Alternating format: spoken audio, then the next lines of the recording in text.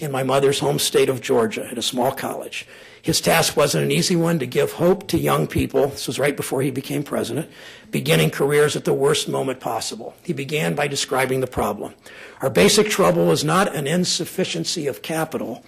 We accumulated such a superabundance of capital that our great bankers were vying with each other, some of them employing questionable methods in their efforts to lend this capital at home and abroad. Sound familiar? FDR's prescription was this: the country needs, and unless I mistake its temper, the country demands bold, persistent experimentation. It's common sense to take a method and try it. If it fails, admit it frankly and try another. But above all, try something.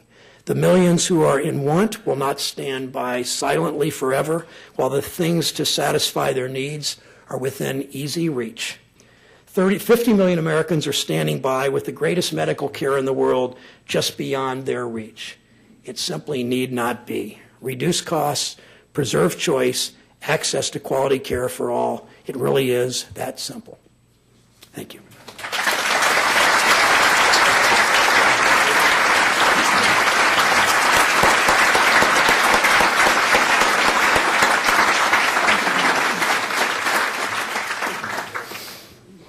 Today at the City Club of Cleveland, we are listening to the Honorable Sherrod Brown, Senator from Ohio.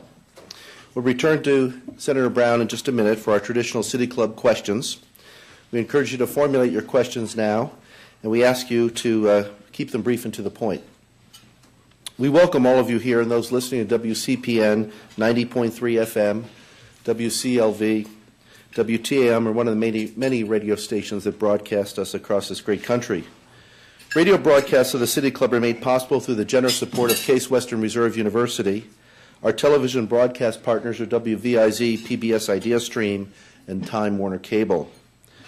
Television broadcasts are supported by PNC and Cleveland State University. And closed captioning is supported by Nordson Corporation. And our live webcasts are supported by the University of Akron. Thank you, Luis. This Friday, May 29th, the City Club will host Greg Browning, Senior Advisor for My School, My Choice. Mr. Browning will discuss school choice in Ohio, where we've been and where we're going. Friday, June 5th, Francis Beinecke, President of the Natural Resources Defense Council, will speak for the annual Stanley and Hope Edelstein Forum on the Environment.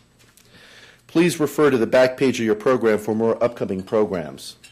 If you wish to make reservations or order a CD or DVD of today's program, please call 1-888-223-6786 or 216-621-0082. Today is the John W. Barkley Memorial Forum, made possible by a generous gift from Mr. Barkley's estate. Today's forum is sponsored by Sisters of Charity Health Systems. Joining us today at the head table are Jeff Jenny, President and CEO of St. Vincent Charity Hospital, and Tom Ciccone, President and CEO of Mercy Medical Center.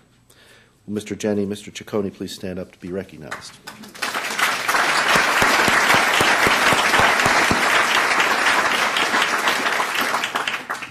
Also today, we're pleased to welcome guests at tables hosted by Case Western Reserve University, the Cleveland Clinic Foundation, the Collaborative for School-Aged Health, COSY, Cuyahoga Community College, G2G Consulting, the Greater Cleveland Partnership, Kent State University, Legal Aid Society of Cleveland, Medical Mutual of Ohio, Progressive Democrats of America, Sisters of Charity Health System, University Hospitals, the Visiting Nurses Association, and Voices for Ohio's Children.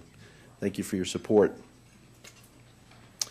Now we'd like to return to Sherrod Brown for our traditional City Club question and answer period. We welcome questions from everyone, Gary, even including guests.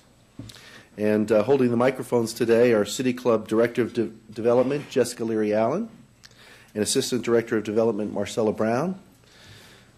Sherrod, would you come back now for questions? Thank you.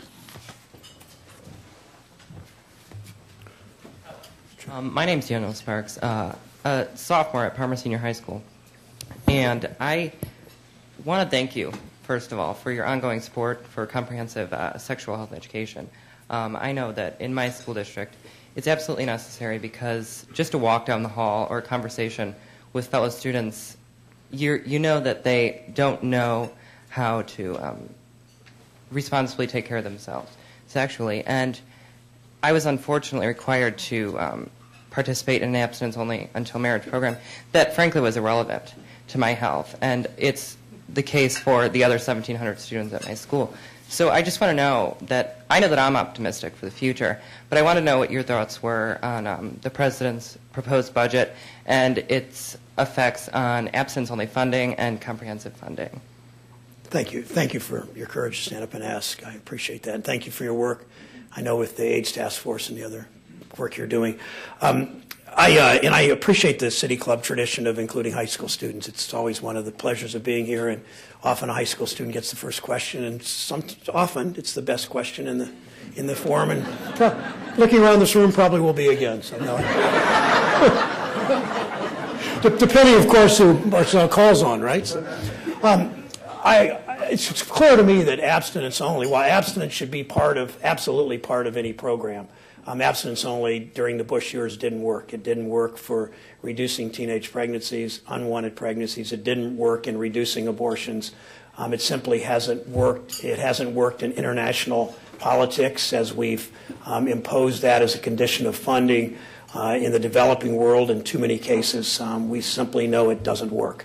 To require abstinence only, a program with much, as you suggest, a much more comprehensive sex ed program is that President Obama is pushing for in his budget. I think there will be a good reception in Congress. I think there's overwhelming majorities, and that includes a lot in both parties that support a more comprehensive approach.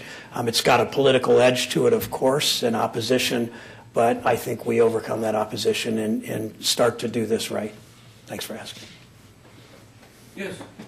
Chuck. Thank you. I'm not a high school senior. I'm on the other side. I'm a Medicare recipient and an activist. And one of the things I'm concerned about this year, what chance do we have to, one, enable the federal government to negotiate prescription prices, as VA does for Medicare Part D, and also the excessive costs of Medicare Part C. Our research shows we could save about $30 to $35 billion a year if we do this. Thank you. Thank you, Chuck. The President has called for us to do both of those things. Real quickly, let me kind of back up and do a real short history lesson on, if I could, on what happened to so-called partial privatization of Medicare, begun by President Clinton over the opposition of some of us, but something that he thought, based on promises from in those mostly for-profit managed care companies, that it would save money. In those days, in the late 90s, the President took the Medicare budget, divided it by the number of Medicare enrollees, and it came out to about $5,000 per Medicare beneficiary. The for-profit managed care industry said, if you, we are willing to insure a Medicare beneficiary at that price, less for that amount of money, less 5%. So they were willing to accept less than $5,000 per beneficiary countrywide. It had regional differences, of course, promising significant cost savings for Medicare. Two things happened. One is, one big thing happened, and that is that they began to cream, the insurance companies figured out how to cream skim, including little games that were ruled illegal and they couldn't continue, but over time they found other more sophisticated ways, recruiting potential Medicare beneficiaries into private managed care programs, policies, by having Medicare dances and by putting their recruitment offices on the second floor of buildings with no elevators, knowing that the sickest people would never come in and enroll. And most people cost the Medicare system a lot less than $5,000, well, a lot less than $5,000.